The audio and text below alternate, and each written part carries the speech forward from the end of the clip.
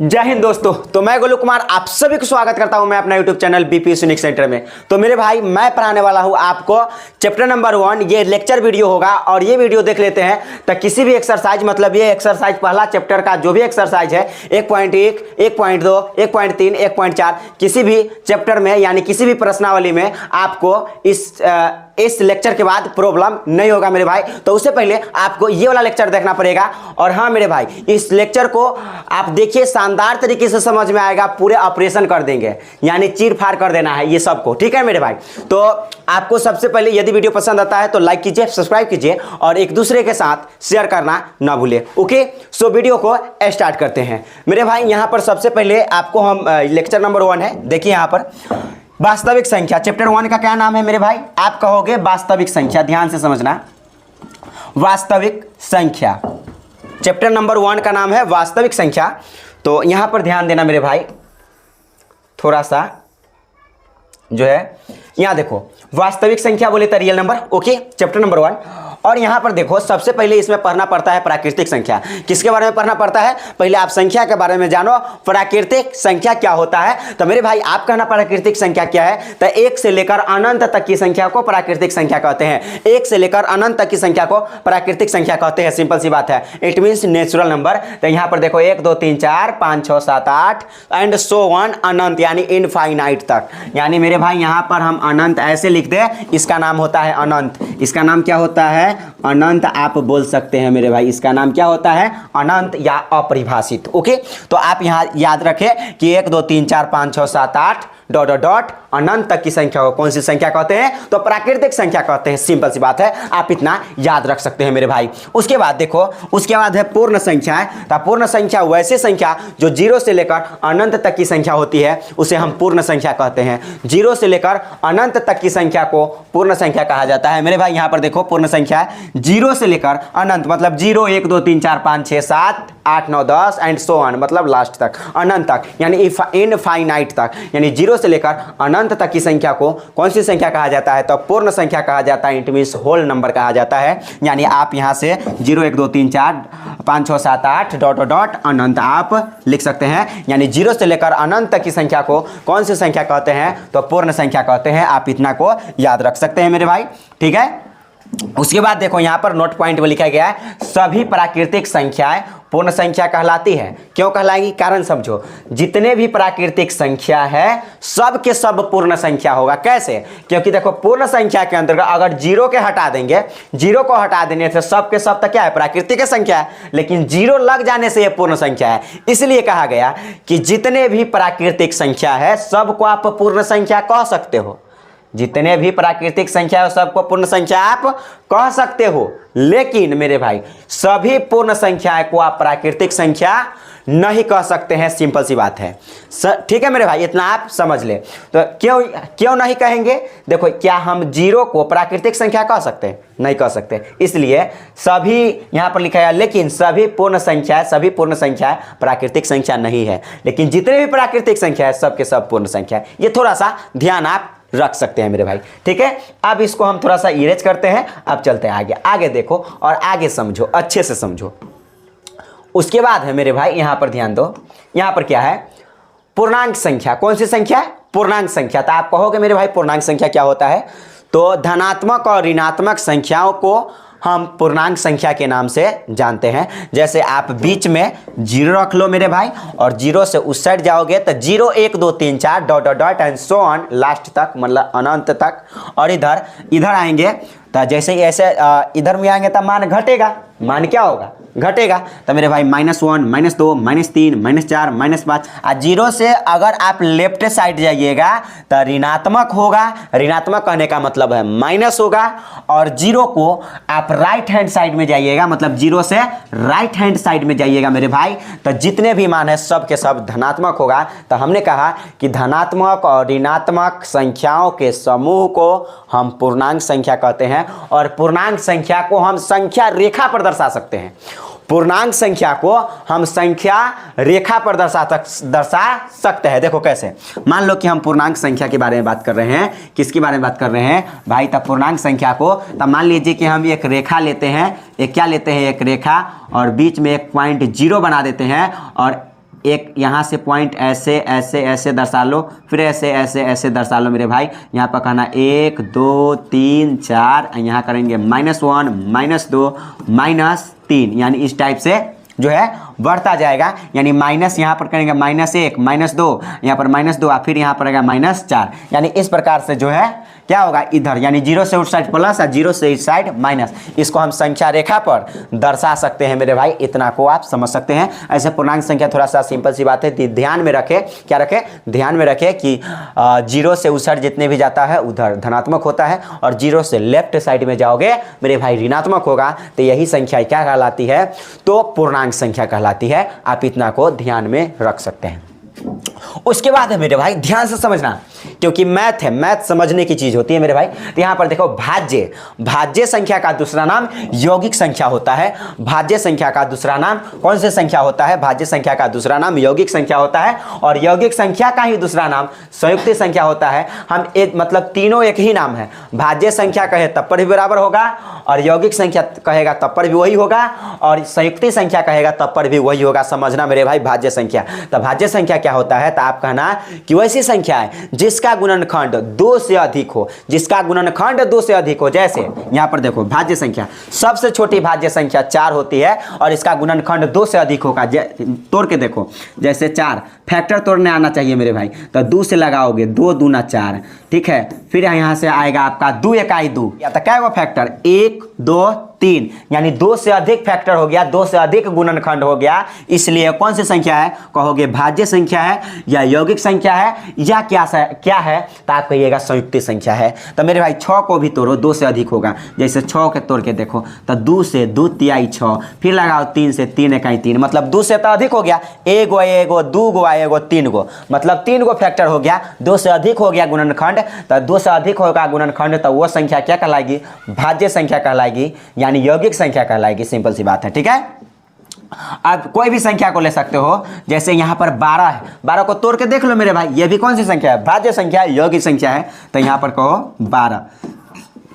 12 को आप तोड़ोगे तो 2 छक कितना 12, फिर 2 तिहाई कितना 6, 2 छक 12, 2 तिहाई 6, 1 2 3 4 गो फैक्टर हो गया, 4 गुणनखंड हो गया इसका। तो ऑलरेडी ये कौन सी संख्या होगा, तो कहेंगे भाज्य संख्या होगा। यानी भाज्य संख्या वैसी संख्या जिसका गुणनखंड 2 से अधिक हो, उसको हम भाज्य संख्या कहते हैं। और भाज्य संख्या सबसे छोटी भाज्य संख्या 4 होती है, इसको आप ध्यान रखें, ओके। उसके बाद देखो मेरे भाई, उसके बाद यहां पर अभाज्य संख्या, अभाज्य संख्या को हम रूट संख्या भी कहते हैं, अभाज्य संख्या को हम रूट संख्या भी कहते हैं, और तात्विक संख्या भी कहते हैं। अभाज्य संख्या को हम रूट संख्या भी कहते हैं और तात्विक संख्या भी कहते हैं। सिंपल सी बात है, आप इतना ध्यान में रख सकते हैं मेरे भाई, नो डाउट, ओके। तो कहेंगे अभाज्य संख्या या रूट संख्या क्या होती है, तो कहेंगे वैसी संख्या जिसका गुणनखंड केवल 2 हो, जिसका गुणनखंड केवल 2 हो, तो उसको हम कौन सी संख्या कहेंगे, तो उसको हम अभाज्य संख्या कहेंगे, या रूट संख्या कहेंगे, या तात्विक संख्या कहेंगे। तो यहां पर देखो मेरे भाई, ध्यान से समझना। जैसे अभाज्य संख्या पर देखो 2, इसको फैक्टर करो तो 2 1 कम 2, क्या को फैक्टर हुआ 1 का 2, केवल 2 होगा 2 का। अब 3 के तोड़ो तो क्या होगा 3 इकाई 3, 2 का ना हुआ, केवल और केवल फैक्टर क्या हो रहा है, केवल और केवल गुणनखंड 2 गो हो रहा है, इसलिए वो कौन सी संख्या है, तो अभाज्य संख्या है, ओके। अब यहां पर देखो 5 है 7 है 11 है 13 है 17 है, यानी सब के सब अकेला है। ऐसे भी तोड़ के देखोगे तो मतलब एक ही मर्तबे लगेगा। जैसे यहां पर देखो 13 है ना, 13 तो 13 से लगेगा तो 13 इकाई 13, मतलब फैक्टर 1 का 1 2 गो हुआ, केवल 2 फैक्टर होगा, केवल 2 गुणनखंड होगा। जिस संख्या का केवल 2 गुणनखंड हो, जिस संख्या का केवल 2 गुणनखंड हो, उसे हम कौन सी संख्या कहते हैं, तो उसे हम अभाज्य संख्या कहते हैं, या उसे हम तात्विक संख्या कहते हैं, या हम उसे रूट संख्या कहते हैं। बात क्या है, तीनों मिलाकर एक है, ठीक है। तो अब अभाज्य संख्या, रूट संख्या या तात्विक संख्या, बात क्या है, बराबर है, ओके। आप इतना समझ सकते हैं मेरे भाई। उसके बाद देखो, उसके बाद यहां पर है सहअभाज्य संख्या। सहअभाज्य संख्या क्या होता है, सहअभाज्य संख्या बात के समझो। कहेंगे वैसी दो संख्याएं जिसका HCF 1 हो, वैसी 2 संख्याएं जिसका HCF एक हो उसे हम कौन सी संख्या कहते हैं? सहअभाज्य संख्या कहते हैं। पूछता है मेरे भाई एग्जाम में सहअभाज्य संख्या कैसे पहचानोगे? पहचानने के मेरे तरीका देखो, क्या है ट्रिक पहचानने का। देखो 15 से 41 नहीं ना करता है, इसका मतलब इसका HCF 1 होगा, सिंपल सी बात है। 15 से 41 कट जाता है तो कहोगे नहीं करता इसलिए HCF 1 होगा। लेकिन हाँ मेरे भाई यही रहता 15,45 तो ये जो है आप सहअभाज्य संख्या नहीं होता, क्योंकि 15 से 45 कट जाता है। इस प्रकार से रहता 15,45 तो 15 से 45 कट जाता है। इसी जगह से आप ऐसे चेक कर सकते हो। देखो कोई भी कटने वाला नहीं है एक दूसरे से, जब कोई भी कटने वाला ना मिले तो आप समझ जाना कि इसका HCF 1 ही आएगा, दो संख्या का। और यह कौन सी संख्या होगा? सहअभाज्य संख्या होगा। देखो 15 से 41 नहीं कटा इसलिए सहअभाज्य संख्या है। 42 से 43 कटेगा तो नहीं कटेगा इसलिए सहअभाज्य संख्या है। 84 से 93 कटेगा तो नहीं कटेगा इसलिए सहअभाज्य संख्या है। या 93 से 84 भी नहीं कटेगा, या 43 से 42 भी नहीं कटेगा, या 41 से 15 भी नहीं कटेगा। मतलब एक दूसरे से कटिए नहीं रहा है, इसलिए कौन सी संख्या है? कहोगे सहअभाज्य संख्या है। ओके, आप इतना को समझ सकते हैं मेरे भाई।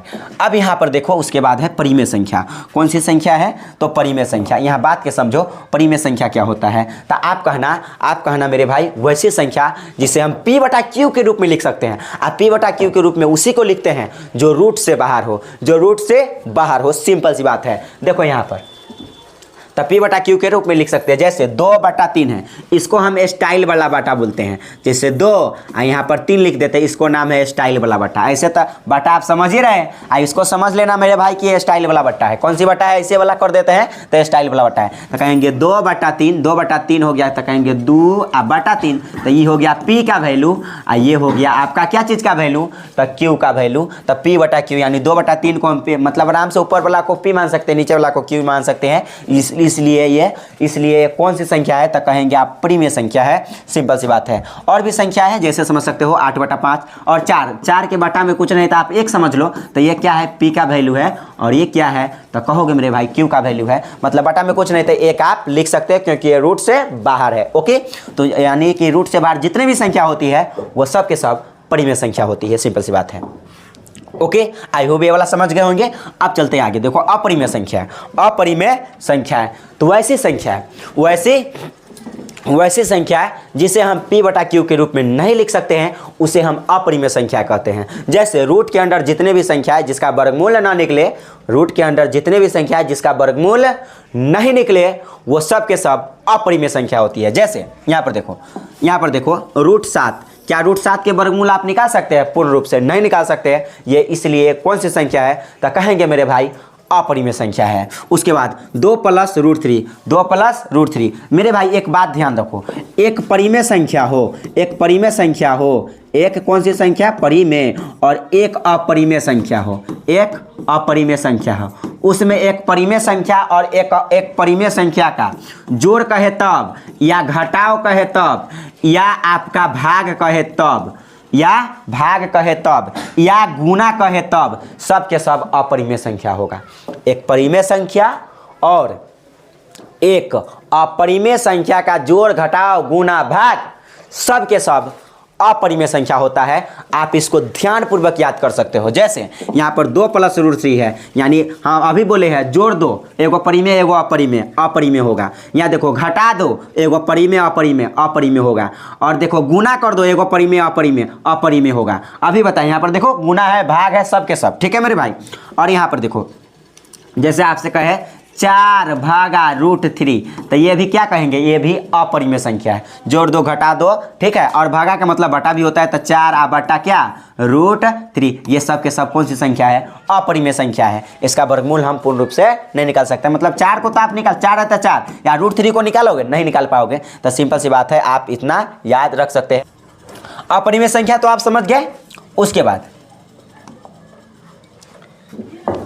उसके बाद शांत, यानी शांत किसे कहेंगे? वैसी संख्याएं जिसको हम P/2 के पावर m गुने 2 के पावर m गुने 5 के पावर n के रूप में लिख सकते हैं। वैसी संख्याओं को कौन सी संख्या कहते हैं? तो वैसी संख्याओं को हम शांत संख्याएं कहते हैं।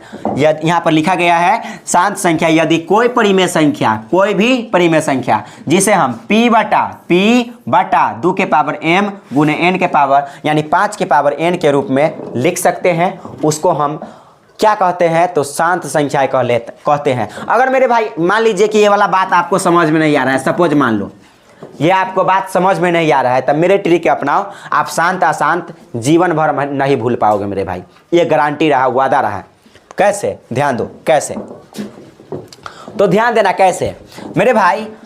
मेरा मानना है कि ऊपर में कुछ भी रहे, ऊपर में कुछ भी रहे, लेकिन मेरे भाई बटा में 2 और 5 दिखाई दिया तो आप समझ जाना कि वह शांत है। वह क्या है, शांत है। जैसे मेरे भाई यहाँ 6 है और बटा में मान लो कि 27 है, ये परी में ये शांत है कि नहीं अशांत, मतलब शांत है कि अशांत, कैसे जानेंगे, इसके बारे में जानो, इसके बारे में जानो मेरे भाई, ये शांत है कि नहीं है। तो मेरे भाई हम कहेंगे 6 को तोड़ सकते हैं, आप फैक्टर जानते हैं, तो 6 को तोड़ो तो कहेगा 2 तिहाई कितना, 2 तिहाई 6, 2 तिहाई 6, तो आप लिखोगे 2 गुने 3 और इसको क्या लिखोगे बटा में 27 को, तो 27 के फैक्टर के तोड़ लो मेरे भाई। तो कहना यहाँ पर 3 से लगाओ तो 3 9 में 27 और 3 तिहाई 9, 3 9 में 27 और 3 तिहाई 9, तो 3 यहाँ पर आप लिख सकते हो 3 गुने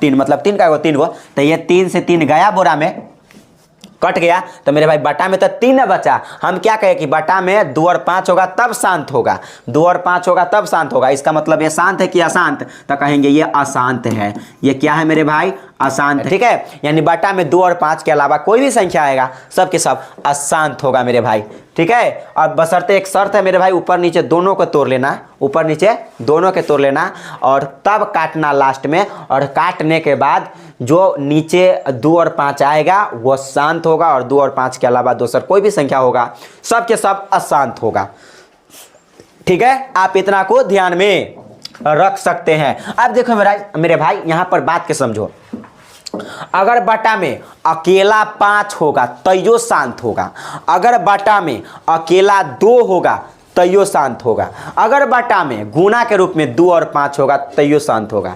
इसके अलावा बटा में दुनिया के कोई भी संख्या आवे सब के सब अशांत होगा। देखो एग्जाम्पल में बहुत सारे एग्जाम्पल है, ध्यान से समझना। यहाँ पर देखो शांत और अशांत का बहुत सारे एग्जाम्पल है।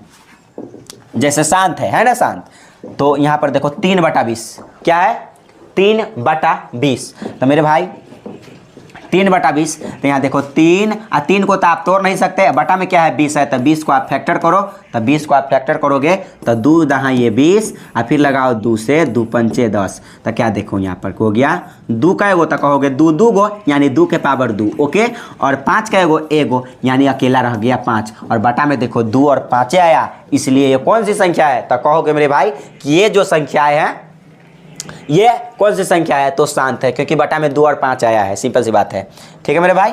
अब देखो मेरे भाई यहाँ पर समझना है, 7/8 है, 8 के तोड़ो बटा में 2 ही आएगा केवल, 6/25, 6/25 मेरे भाई 6 बटा कितना है 25, तो कहोगे 2 तिहाई 6 हो गया, 2 तिहाई 6 और कहेगा 5 पंचे 25, मतलब 5 के पावर 2 लिख सकते हैं। देखो केवल 5 ना आया, 25 को आप तोड़ोगे तो कहना 5 पंचे कितना 25, यानी 5 के पावर कितना 2, 5 के पावर कितना 2, तो यहाँ पर समझना 5 के पावर जैसे ही 2 आ जाता है यानी कि केवल 5 आया बटा में, तो ये क्या होगा, शांत होगा, ओके।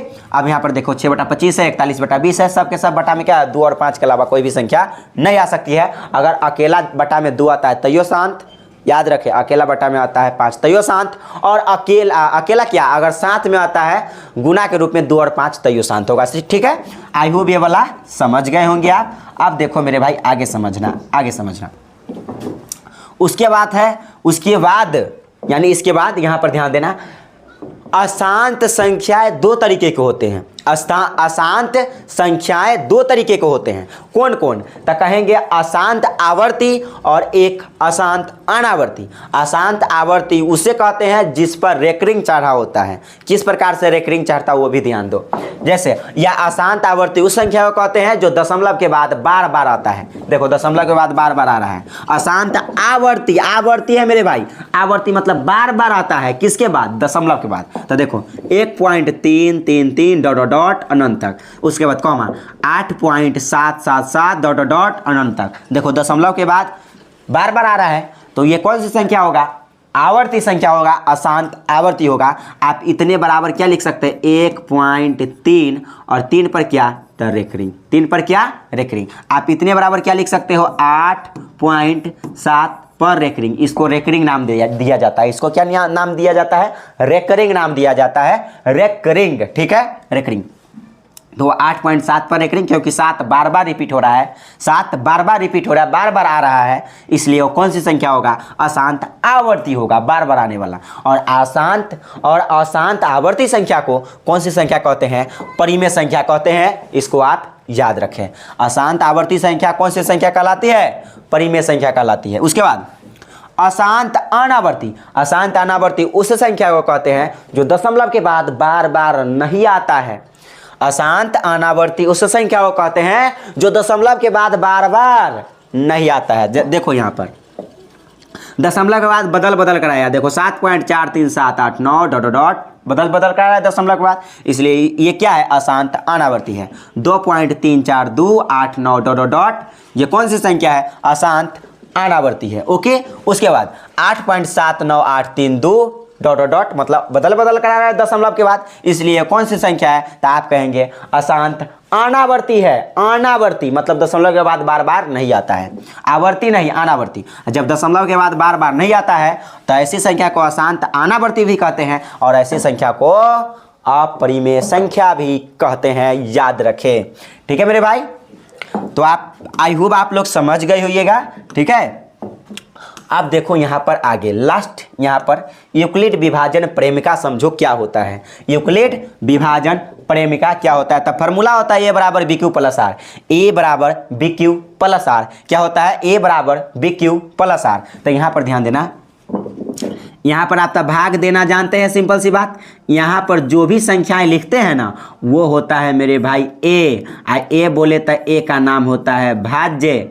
क्या नाम होता है, भाज्य। और यहाँ पर होता है मेरे भाई क्यू, आ क्यू बोले तो क्या होगा, तो कहना मेरे भाई भागफल। क्या होता है, भागफल। और मेरे भाई यहाँ पर लास्ट में आता है, यहाँ शेषफल कुछ बचता है ना, कुछ भी शेषफल बचे तो इसको हम आर कहते हैं। आर बोले तो मेरे भाई कौन सी संख्या है, तो कहेंगे शेषफल होता है। क्या होता है, शेषफल। ओके, और यहाँ पर जो होता है आपका बी होता है, और बी बोले तो मेरे भाई भाजक। बी बोले तो क्या होगा, भाजक। ओके, बी कहने का क्या मतलब है, भाजक। आप याद रखें, बी कहने का मतलब भाजक। ठीक है, तो ए बराबर बी क्यू प्लस आर। तो आर समझ गए, शेषफल होता है। क्यू क्या होता है, भागफल होता है। बी क्या होता है, भाजक होता है। ए क्या होता है, भाज्य होता है। यानी ए बराबर बी क्यू प्लस आर, ए बराबर बी क्यू प्लस आर। ये क्या होता है, यूक्लिड विभाजन प्रेमिका होता है, जिसमें मेरे भाई एक महत्वपूर्ण बातें आपको याद रखना होगा। ये थोड़ा सा आप फॉर्मूला याद रख सकते हैं। एक्सरसाइज 1 पॉइंट हम 1 को बनाएंगे ना तो ये काम देगा। ये फार्मूला एकदम आसान तरीके से, आप टेंशन जो है आप थोड़ा भी टेंशन न ले, सब कुछ समझ में आएगा। ठीक है मेरे भाई, तो यहाँ पर एक बात आपको याद रखना। एक बात आप क्या याद रखना मेरे भाई, ध्यान दो।